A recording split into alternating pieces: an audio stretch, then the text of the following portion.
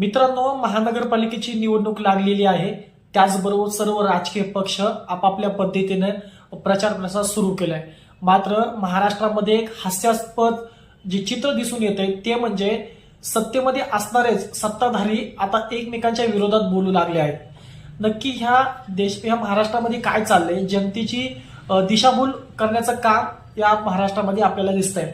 जर तुम्हाला एकमेकांच्या विरोधात जर टीका करायची असेल तर मग तुम्ही सत्तेमध्ये राहून काम करताय कसं, हा प्रश्न आता प्रत्येक नागरिकाला पडलाय.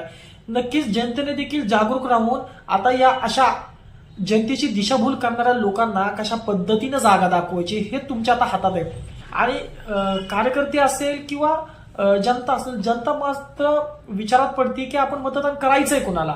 कारण जे निष्ठावान असतात ते निष्ठावान कार्यकर्त्यांची मात्र त्यामध्ये एक प्रकारे कुचंबना होतीये.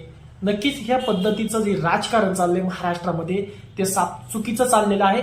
त्यामुळे आता महाराष्ट्राच्या राजकारणामध्ये ह्या महानगरपालिकेच्या निवडणुकीमध्ये सत्तेमध्ये असणारे जर सत्ताधारी एकमेकांच्या विरोधात जर बोलत असेल तर समजून जायचंय की वरती सत्तेमध्ये असताना, सत्तेत राज्य चालवत असताना हे काय करत असतील, जनतेची दिशाभूल तर करत नाही ना. हा प्रश्न आता प्रत्येकाला पडलाय. आता प्रत्येकाने विचार करून मतदान करायचंय आणि निकाल मात्र हा वेगळा असणं गरजेचं आहे. कारण एक म्हणतोय तू मार, दुसरा म्हणतोय तू मारल्यानंतर मी रडल्यासारखं करतो. हीच परिस्थिती या महाराष्ट्रामध्ये महानगरपालिकेच्या निवडणुकीमध्ये दिसून येते.